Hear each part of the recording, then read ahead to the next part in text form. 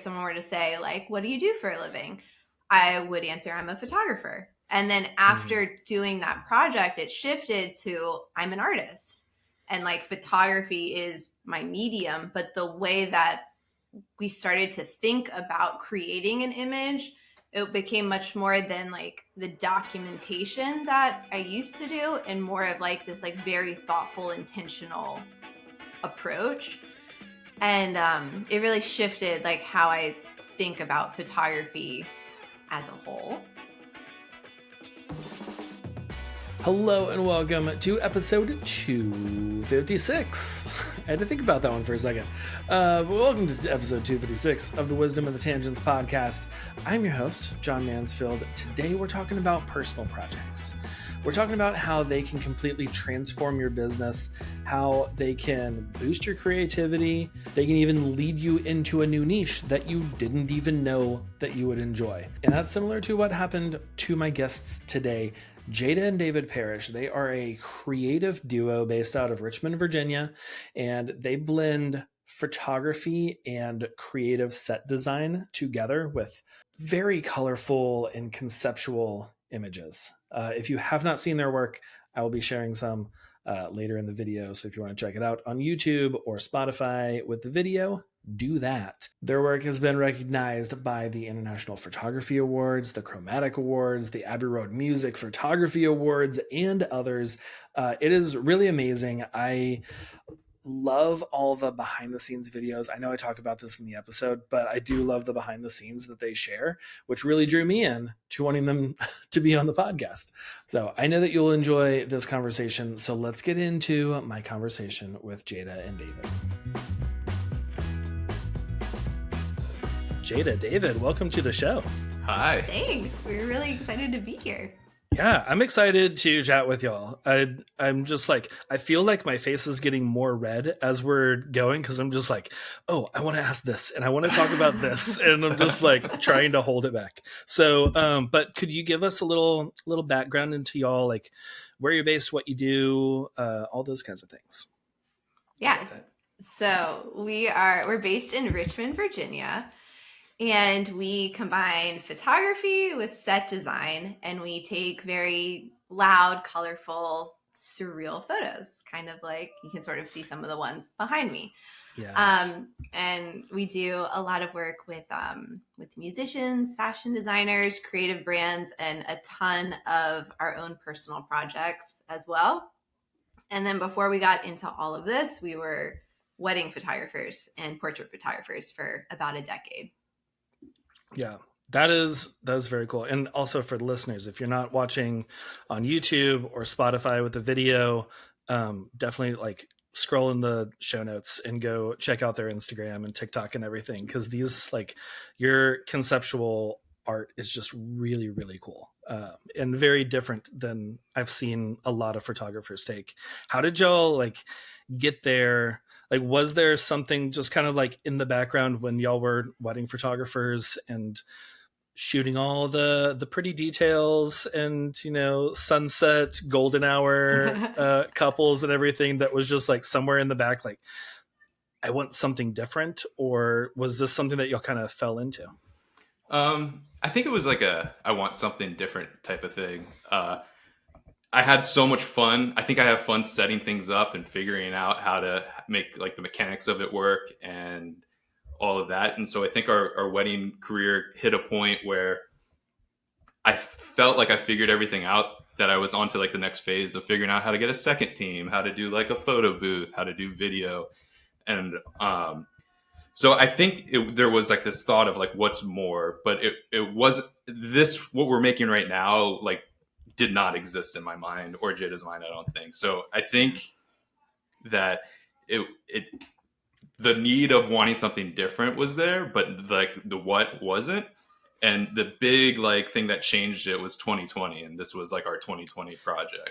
Yeah. But I do think that like there is a little bit of it, like this kind of always was there, like to a certain extent, because we started dating. Well, I started photography in high school. It's what I majored in college. It's always been like a passion, and I always loved taking photos of women, but they were always these kind of like sad, dark photos.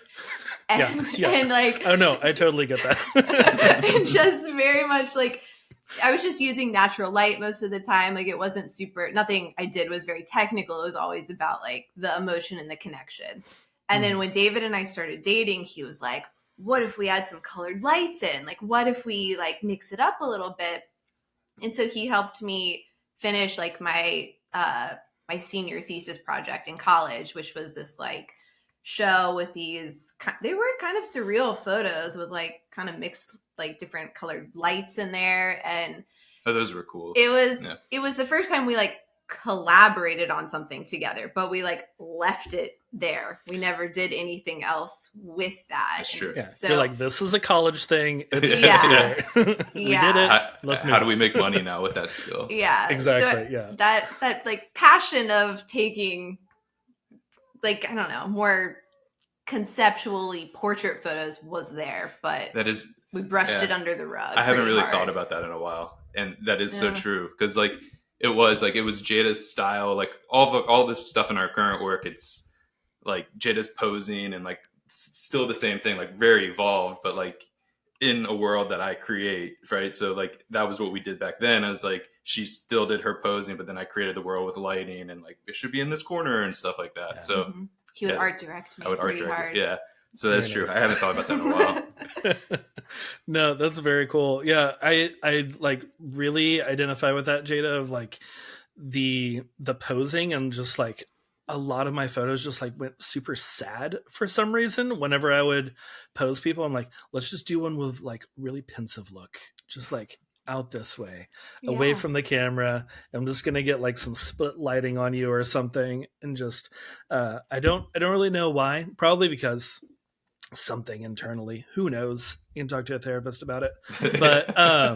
But like, no, I love that was like y'all's first collaboration, and like a small window of what was to come years later with y'all, like David, you building all of these sets, which I also love woodworking. So like seeing y'all's behind the scenes videos, I'm like, ooh, okay, how are you doing this? What's that joint over here? And yeah, no, they were like super smooth too. Like the sets look amazing. Appreciate it. But Thank you. Yeah, like, so okay, you mentioned like this kind of came about around, COVID lockdown times. Was that just like couldn't shoot weddings anymore, so now let's pivot into something else to do? Or how did that kind of come about? So we did like the classic like wedding, portrait, headshot, boudoir, like that was like our services that we had. And so we rented this new studio to host meetings with future clients, like brides and grooms. And then we also had a little spot in there to do boudoir shoots and to do like headshots in. So we rented this.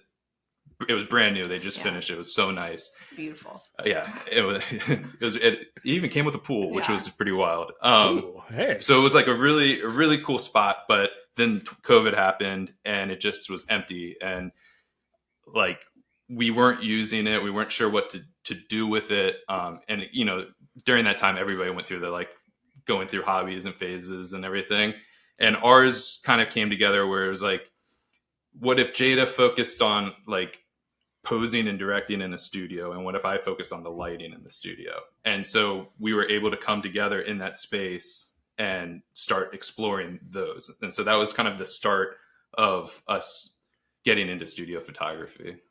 Yeah, Nice. it was a very needed thing, because just to like put it in context, we signed that lease on the studio mid-February 2020. Oh, and man. and then like by March like 2020, that was supposed to be our like most lucrative like wedding year ever, like Oh yeah. nothing. So it was there's a little bit of like depression and sadness, like what should we do with ourselves mixed into that. So coming up with that concept of like, okay, you focus on posing, you focus on lighting, let's figure out what our work looks like in a studio, was like a life raft that we really needed to like deal with all of that. That's a good way to put it. Yeah, no, for anyone who's ever like rented a studio, it's always like a huge leap of just like, okay, I hope like we're gonna book this out to be able to pay for rent and everything, and then like the next month it was Yeah. like, okay, actually no, we have no no Yeah. one. Yes. Oh man, well, I'm really glad that y'all like turned that around and didn't like just like sit around and be like, well, I guess I don't know, we'll have to like close up the studio, but instead like pivoted and like asked questions and got curious about what can we do differently because we can't do what we have been doing.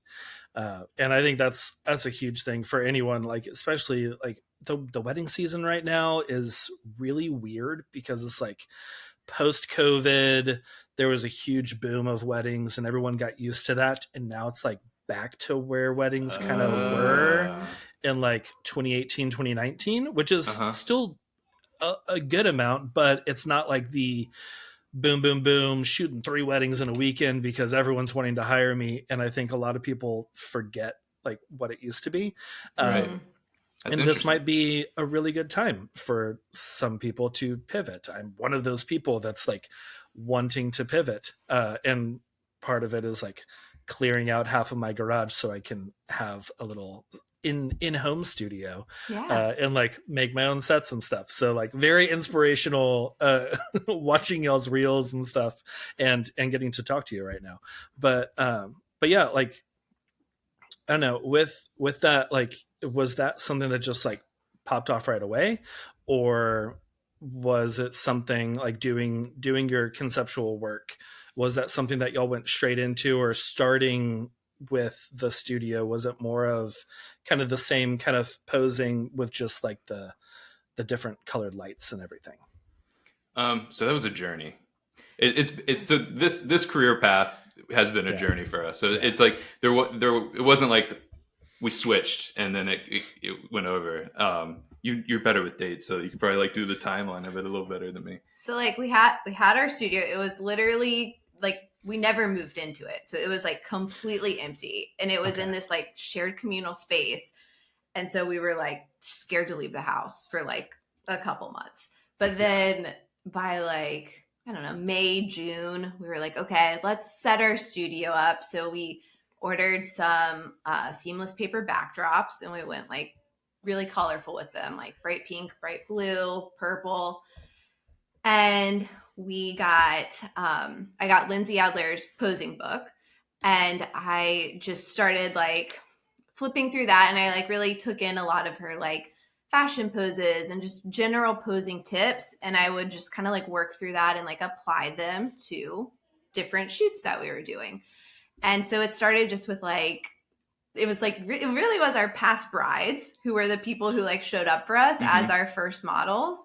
Nice. And we would just try different poses, like a step through pose, or like we did this one shoot with like a blow up unicorn float and bubbles and like just silly like playful things. But it was the first time that we started to like style shoots down to like we would provide the outfits. We had people come and help us with hair and makeup, like so we're starting to build out the concepts in a way that we had never done before. Yeah. And that the work looked so much better. We were like really impressed and we were learning a lot. And then what really changed it though was when David was like, you can take this part. Oh, funny. So I did theater in high school, and we built these things called Hollywood Flats. And I think I was getting frustrated a little bit about having every time I wanted to change the color, you had to go and buy a new roll of paper. Yeah. And so I had this idea one night to maybe build these flats, paint them, and then also like kind of make them corners of the room or like something different than just a flat wall. So we ended up building two of these flats and created a corner of a room and had somebody come in. We styled it. We matched the paint to the outfit. We did like the very beginnings of like what we do now, and had a photo shoot. And we were just like really, really stoked about it. Like so blown away about what we just created. It looked so much more like high end and polished and thoughtful, especially with like how we styled the paint with the outfit. It all came together in a much stronger way. Yeah. Yeah. Yeah, it's because, like, Jada, you were talking about how, like, starting off, you did a bunch of natural light and just like placing people where the light is. And that is 100% the opposite of like what y'all do now, where it's like very intentional of creating the space to put someone in. And even like David, you were saying, of like matching the paint colors with the outfits. And like that is something that I think that intentionality and planning before a photo shoot always elevates, no matter like the scale of it. You don't have to be like building all of these sets and everything, but like even if you're just like communicating with your clients about what their wardrobe is and Yeah. talking to them about like, we're going to be at this location, these colors would be good to wear because it would bring out the colors of the wall or whatever, instead of just like them showing up and you'd be like, oh, okay. Because I have had those. I had the the engagement photos where the dude like shows up in a white t-shirt, jeans, and a baseball cap, and I'm like, all right, we are gonna do something today. This is gonna be interesting. But yeah, no, like that intentionality, like it really does elevate everything and gets your creative juices going too. Once you see, because I'm sure like once y'all saw that first uh, shoot where you like created that like that corner of the room and matched the colors and everything and set up the lights and had the Lindsay Adler poses and stuff to do too. It was just like, this is what we can do. Okay, what can we do next time? Exactly. Yeah. Kids, I'm going to tell you an incredible story. A story about how I met your mother. And I'll tell it in less than 9 years. Years ago, I used to spend all of my time editing photos and straightening and cropping and color grading. All of my friends thought I was antisocial, but really, I was just overworked. Then I met Imagine AI. Imagine AI looks at the steps that you take from your raw images to your final products, and then they replicate that so everything looks like your edits. And the best part is that they learn more and more and get better after every single photo shoot. Since I've been using Imagine AI, it has saved me over 200 hours of editing time that I could spend on other things like going to Super Bowl parties and meeting your mom. So if you want some extra time in your life, go to allheartphoto.com/AI and get your first 1,500 images edited for free. That's allheartphoto.com/AI and get back your time. See how I didn't fixate on your Aunt Robin? This is how you tell a story. Now back to the show. So y'all were there for a few months before y'all started the 100 set project, correct? Because that was like early 2021. Yes. Yeah. So after we did a couple of these shoots, and they just kept kind of like kept going a little more into them, and they were getting a little more extreme.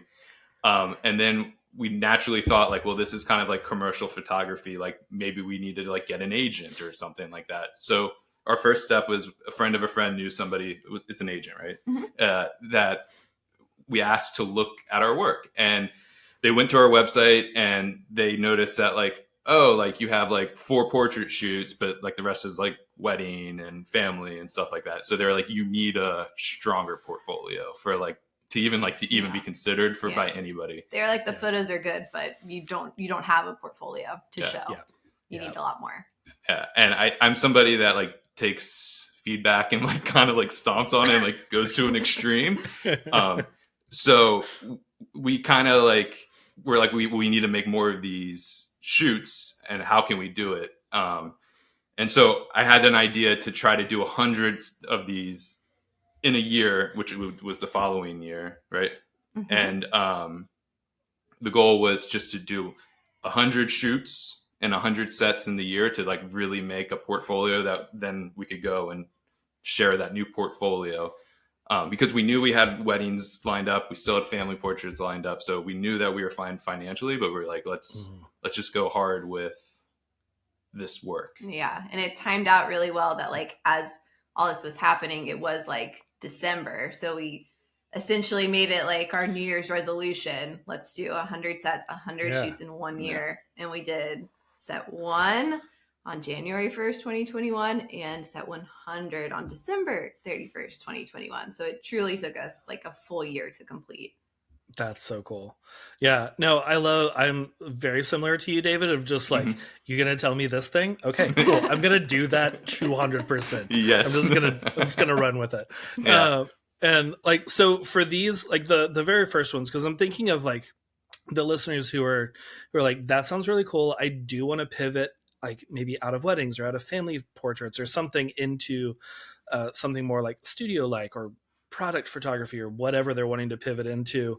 Were these like free shoots that y'all were doing with past couple or past clients? Or okay, yeah, you're nodding. Okay. I didn't want to. Okay, so when we were doing family portraits and wedding photography and all of those things, we were taking a skill and making it match what the clients needed in our area. So we're providing the service for our community basically. And I saw what that happened because I guess Jada did bring up a good point at the beginning of the conversation. From what we did her last year in college to weddings, it was like a big difference. It was like very art versus like pictures of family and stuff, right? So I was very intentional and very like stern with like, we're not taking any money for the next year on these projects because I just wanted to have a place to create art and see what we could create without having to please anybody but ourselves. Yeah, because I think the thing that maybe we hadn't mentioned was like after almost like 10 years of shooting like weddings and family, we were like pretty burnt out and feeling very uninspired. Like we were just doing it on autopilot. Like we'd gotten so rehearsed and like good at it that it just wasn't challenging. We weren't using our creativity. We were really bored. Yeah. And so we knew we wanted to take more creative photos, but we didn't even know like, what is our style? What is our voice? Like, what do we want to say? We felt really lost. And I kind of contributed a lot of why that happened was we were shooting so much just to serve others, to get the photos they wanted and not really like fulfilling our own creative vision. So with this project, that was like a big parameter, was like, this is completely like self-financed. We aren't going to accept any money for it. If someone does want to pay us for one of these shoots, we are not going to accept it. This is like fully our vision to see what does our creativity look like now? Like, what is our voice? What can we do? And I think that what came out of us in like the first few sets we built before we even started the 100 set project was so surprising to us. We were like, where did that come from? Like, how did we make that? I don't know. Like, whoa. So we just kind of wanted to let it like run wild and see what was inside of us. Yeah. No, I love that whenever you're having someone pay, even if you're doing like, hey, we're doing half off sessions because we're starting this new thing, it's still people are paying you and you're wanting to show up for what they're wanting. Yeah. And like getting the input from them and being like, okay, well, yeah, maybe we can do it that way. Or I've seen other people do this, so I'm going to kind of like lean toward what is successful for other people. But having that where it is free and people are showing up, they're getting photos, they're like models and everything, that's like you're providing stuff, but this is 100% for you and building your portfolio, building your creativity, and just like building your skills in this new genre, I think is huge, because like it just gives you that freedom to create really crazy sets with like asymmetrical windows and stuff that most people would not be like, hey, could you build this set for me? Right. Because this is what I'm wanting. But you can do fun stuff like that, which is very like, I see those and I'm just like, it looks very Beetlejuice-esque. Is that like a little inspo from there? Yeah, the wonkiness. I enjoy how he does it. Like Tim Burton does like all the sets of wonkiness and yes, and all that. And so yeah, it's in there. It's in the inspiration pool. Yeah. I had never seen Beetlejuice until like a year and a half ago. So that was like kind of like cool to see how that I could see the influence then. But yeah, that's very cool. But yeah, just pulling inspiration. It's actually it's kind of interesting. So I think in the order of like sets I've made, I started experimenting with like forced perspective first, and forced perspective gives you kind of like you do wonky shapes to kind of exaggerate, and so then I think I started making shapes that were flat, wonky, like I was doing the forced perspective. So then if you shoot like a wonky forced perspective shape straight on, it's not going to have that effect. So I do think that's kind of like the evolution of how I came to like that weird window. It was like, because I had that crazy shape of the forced perspective stage that I did. Yeah. Oh, yeah.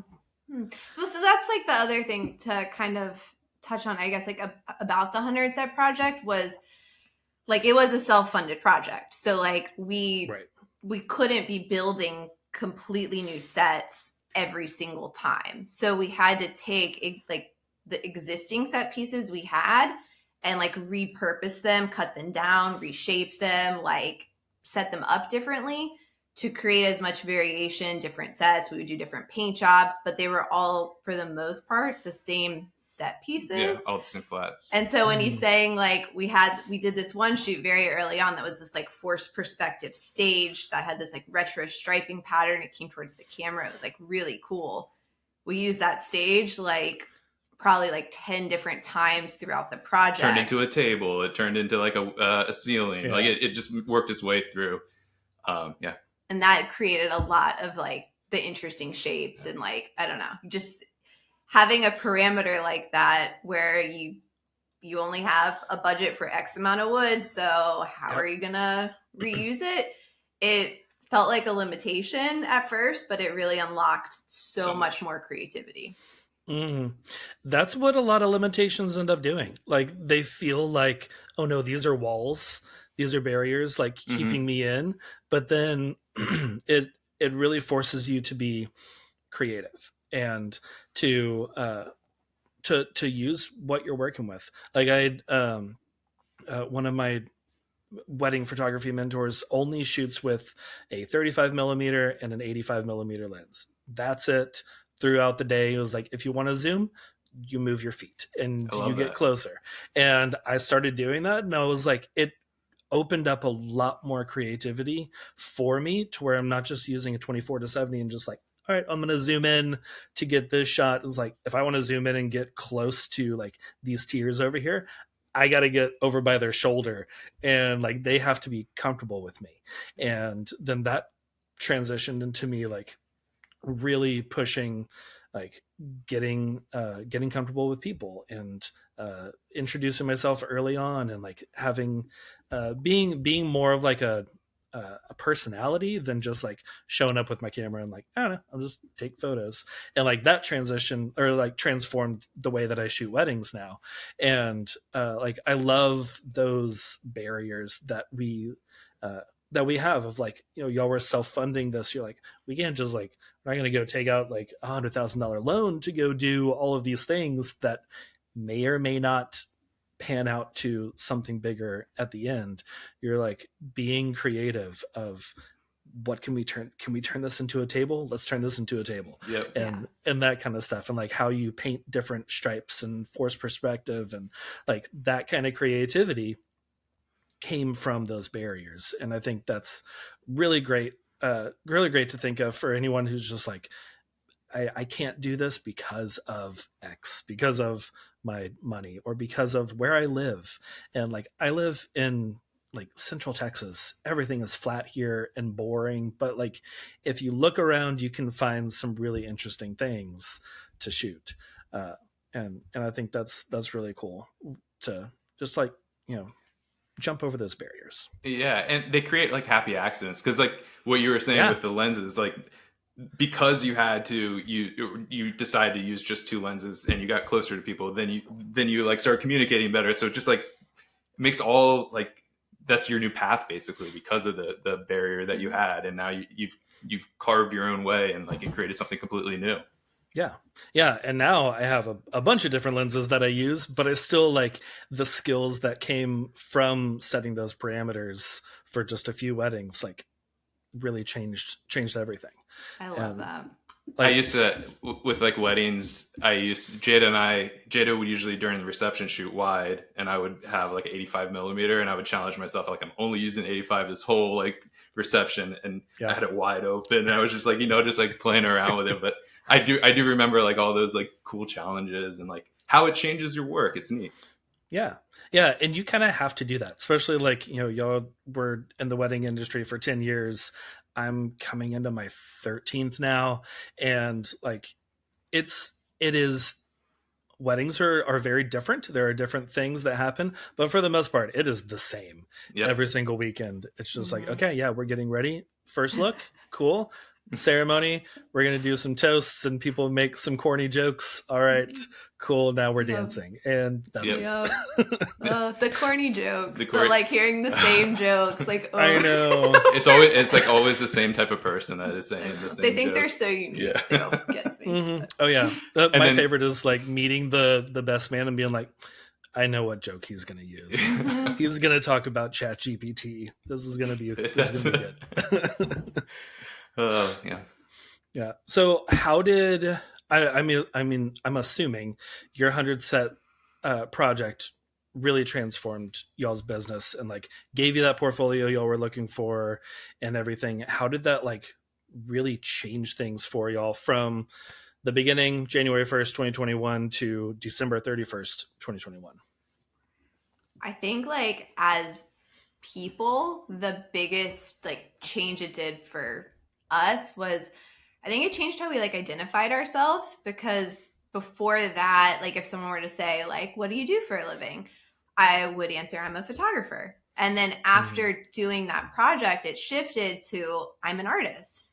And like photography is my medium, but the way that we started to think about creating an image, it became much more than like the documentation that I used to do, and more of like this like very thoughtful, intentional approach.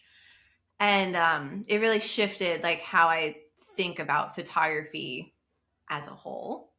Yeah. And then for our business, it did so many different things.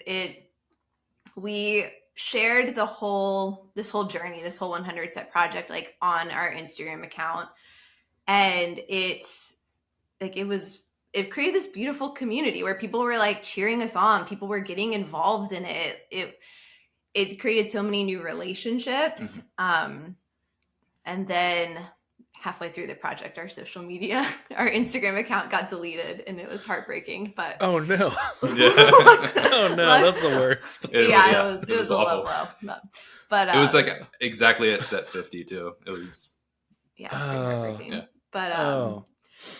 But we didn't get it back, so we had to rebuild again. And but it just that act of sharing and like building a community through social media, it's been a really powerful tool that we've continued to share our behind the scenes, to share what we've learned, just to connect with people. It's really what opened the door to us to being able to do that. I mean, I have felt connected to y'all watching the behind the scenes that y'all share. I'm just like, okay, I want to see the next set that y'all put together. And I want to see like the behind the scenes and what it looks like whenever you like step out and you see the box and like the shoot through hanging there and all those. I'm just like, oh, that's so cool that this and that turned into this photo. And like it is one of the things that I love about social media. There's a lot that I don't, but one of the things that I love is that community aspect. Whenever you are sharing your story, sharing something of like, hey, I'm doing this thing and come along, I'm gonna share it, you can check it out if this interests you. And then it does. And then people like that's where I think a lot of us, like, we try to, I don't know, like become someone else on social media and like, I don't know, this is working for so and so I'm gonna post this kind of stuff. And if you really just post about your journey and what you're doing, then your people will get drawn into like, oh, that's interesting, subscribe, follow. I want to see the next one.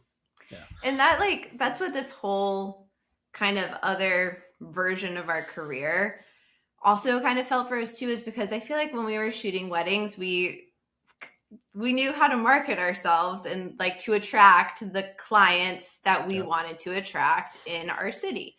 And it wasn't necessarily like a complete representation of like who we actually are. And with this new work, it lets us be us. And like there's like this freedom to it that I felt like we were trying to like put ourselves in a box to fit in before. And now we're building the boxes that we get to create in. Yeah. And then you get those artists and musicians that are just like, that's the look that I'm going for. Y'all are my people. I'm going to hire you to do this kind of thing. And let's like brainstorm these concepts. And like, that's the best whenever people are finding your work because it resonates with them. And it's also exactly what you want to be doing. Because then you get those dream clients where it's like, oh, this is amazing. This is so insane that we're actually doing this right now, like doing what we love and they're loving it. And it's not anything of like, well, I have to get these photos for social media, or I have to get this because, you know, this vendor is going to want those photos or that kind of stuff. Right. It's just, you're shooting for yourself and for your client. And the Venn diagram is like almost a circle. It's great. Yeah. And that's been like the other cool thing too, is like before we were only like serving, I mean, like our community really, and we would travel within, you know, a few hours here and there for weddings. But now with the projects we're doing, they're bigger projects, they're longer term projects, and they pretty much none of them are where we live. So like through creating the Hundreds Up project and sharing it and like growing our social following, it's allowed us to, now we book work all over the country. And it's been really cool, the doors that's opened. Yeah. A little logistical thing with the sets. Do y'all still build those there in Richmond and then travel with them, or are you okay? I would imagine so, and not like going to like a Lowe's somewhere in California. And like, I don't know. Well, so in California, we're lucky because her little brother has a garage, and he lets me build out of there when we get a gig on that coast. Oh, that's so cool. I am going to like the Home Depots and stuff there. It's pretty. I love going to grocery stores and like woodworking stores or Home Depots and stuff all over the place. They're always like the same, but like so different. So it's like fun to check out, you know? Yeah. But yeah, so I try to design all my sets there's like this concept of being able to transport. So everything kind of is built to be able to be taken apart and put back together pretty quickly. So nothing's ever really like permanent, like screwed to anything. They just are like their own little thing.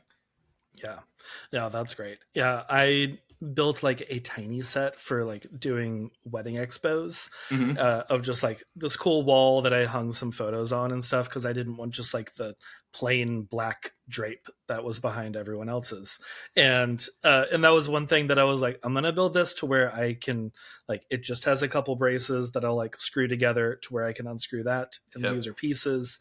And yeah, I love that kind of thing. Listeners don't. I'm sure it's just me and David geeking out over here.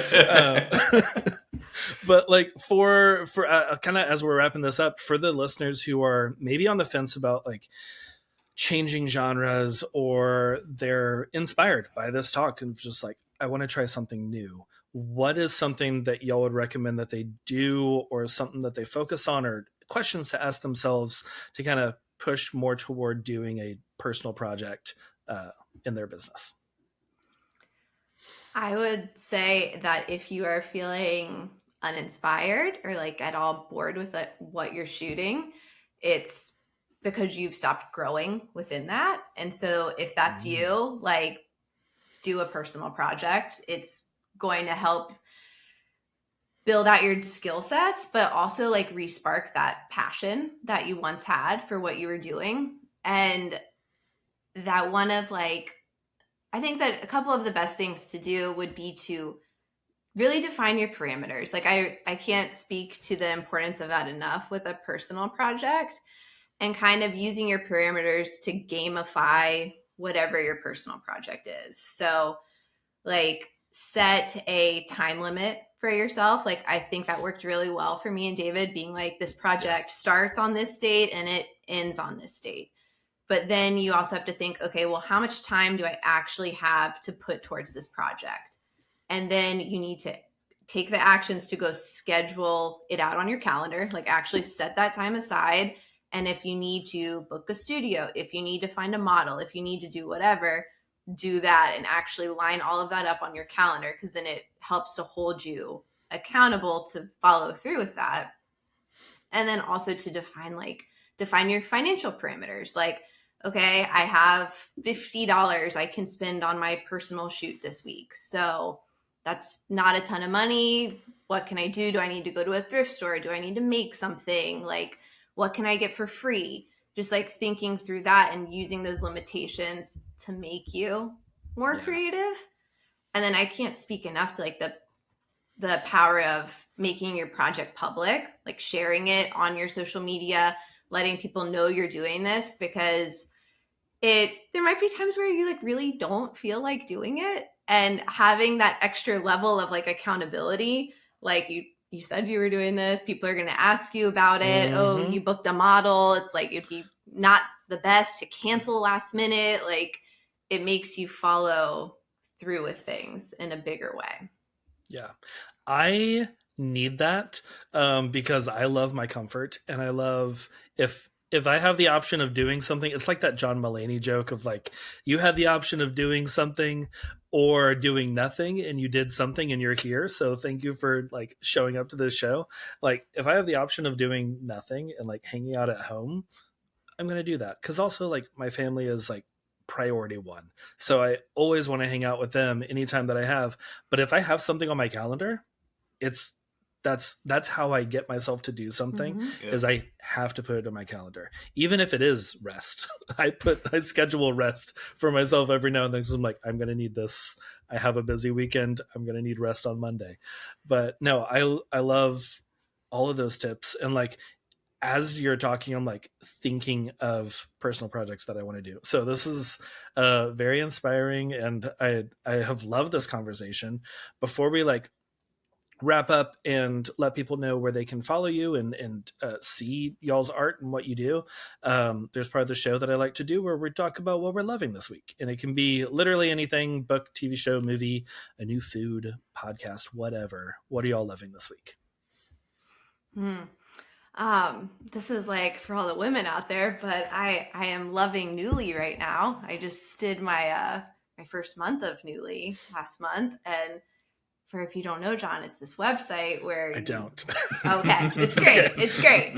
It's this website where you get to rent clothes, and it's like a lot of nice designer clothes. It's like $100 a month, and you get 6 pieces of clothing sent to you that you get to wear for a month and then send them back. And it's really nice, especially if like, I don't know, if you're doing YouTube videos or you're shooting a wedding like every other weekend, you don't want to be wearing the same thing every time. Yep. It's wonderful. No, I love that. Yeah. Cause I feel like for me, like I'm always like in the same like 3 shirts for like all of these podcasts. It's a hard battle. It is a hard battle. And sometimes I'll like the one that releases, like I released an episode yesterday and I was wearing a blue shirt and I was like, I'm not going to wear a blue shirt in this interview with Jada and David. But exactly. No. Okay. Newly. That's great. I will have that linked in the show notes for everyone too. Yes. Share that with your wife. I will. Yeah. Yeah. Cause she works at Texas A&M and everyone is just in maroon all the time. It's like maroon, white, or gray. But maybe she can pick a bunch of other colored things and then show up in like lime green, and just everyone would be like, "You look so good. You're not in maroon." Exactly. Feels good when you get a compliment on what you're wearing. It really does. Is what you're wearing currently Newly? No, this was a really lucky thrift store find. Nice. It is very colorful and very fun. I love it. Thank you. I also love your shirt, David. Thank you. It's our logo from like our wedding days. Nice. Okay, so David, what are you loving this week? So I'm just really into like drag racing right now, like when I'm editing photos, I'll just sit there watching drag racing like all day and stuff. So Nice. that's my big in. Okay. Is there certain like I don't know much about drag racing. Is there like teams like F1 or something that you're just like I'm so ready for it's the like Ferrari drag racers? No, it's like it's like if I were to build a car and then take it to the racetrack, it's like that kind of situation. And they're just like they're really cool. They're all like pretty much handmade tube chassis cars that people sit there and weld together and figure out the mechanics, and then they just like push them as fast, and like they blow up sometimes, so like, it's cool. Yeah, you gotta push the limits. they're pushing the limits, and I love that concept of like building something to break it and then to like rebuild it and then figure it out. Yeah, you gotta have those skills to like rebuild it, because if you're just like someone built it for you and then it's like, well, I'm not gonna push this as hard because if it breaks I'm gonna have to like send it out and all that. But yeah, if you break it, it's like we're back to the garage and I'm gonna beef up this one. I'm gonna get the next size bigger. And you go out the next weekend and you do it again. It's cool. I love the concept. That's cool. Yeah, I do love that. I love the sound of cars. I was never like hate it. I hate it so much. I don't know. I do love the sound of cars from a ways away. Like I've gone to like some races or like monster truck rallies, and I'm like, I cannot hear, like back even worse than wedding days of like the loud speakers. But no, that's cool. I recently watched, I know it's not drag racing, but it just made me think of it. My wife and I recently watched Gran Turismo, the movie about the game simulation, which I remember playing Gran Turismo as like a teenager, college something, whenever that came out. And I was like, I don't like this because it's too realistic. I don't like that I have to like actually steer. I just want to do like Cruising USA or something where I can just like double tap the accelerator and do a flip. But yeah, it was a very interesting movie. Not what I'm loving this week. Gran Turismo. What was interesting about it? Like, what does that mean? Was it bad and just like made your way through it? No. Or? No. Very interesting in just like the story. So it follows a kid, I think he's like 20 something or so.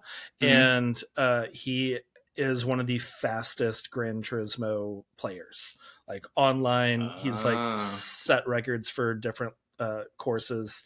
And then someone for Nissan has an idea of getting all of these gamers together, because it's not necessarily a game, it's a simulation. So it's like you have all the pedals and you have the shifters and everything. It's meant to be exactly how it feels in the car itself. So they like got like the best, I think 8 or 10 people together and then had them actually in the race cars, and they raced. And then the one who was the best ended up going on to go to actual races, and he's still a race car driver today. But he went from playing Gran Turismo in his bedroom to racing the exact tracks that he knew, like with his eyes closed. Wow. So yeah, it's an interesting movie. David Harbour's in it, and I love David Harbour. But yeah. So that's good. That can be what I'm loving this week. Yeah, we'll do that. That's a good story about visualizing. Yeah, exactly. I like there you that. go. Yeah, and just like going all for what you got. So cool. Well, Jada, David, where can people find you online? Where can they follow along with y'all's journey and see everything you're doing? It's pretty much Jada and David, everything. So it's like at Jada and David on Instagram, TikTok, X or Twitter or whatever it is these days. Yeah, Pinterest, it's all there. Jada and David. Nice. JadaandDavid.com. And JadaandDavid.com. Yep. Perfect. Okay, cool. Well, yeah, I'll have that linked for everyone. Y'all just type in Jada and David anywhere you want, and we'll pop up. But yeah, well, thank you so much for being on the show. I really enjoyed chatting with y'all and hearing your story and all of this. Thank you for having us. Yeah, it was great to connect. We really enjoyed it. Thank you for listening to another episode of the Wisdom in the Tangents podcast. As always, you can check out all the show notes at podcast.allheartphoto.com. You can also scroll down in the show notes of wherever you're listening to this episode. In those show notes, you will see something. Jada and David are actually hosting a workshop later this month in August 2025, August 23rd and 24th in Jersey City, New Jersey. So if you are interested in working with them, learning from them, and creating set designs and conceptual art like this, they're going to be, it is like a hands-on workshop where you are creating sets with them and then shooting those sets during those 2 days. So I will have that linked in the show notes for you as well. Until next week. Oh no, I forgot what my tagline is. What did I say? I should write this down. I just need a sticky note. Just pop it up there. Until next week, keep creating and keep making the world a better place. There we go. We got it. See you guys later. Bye.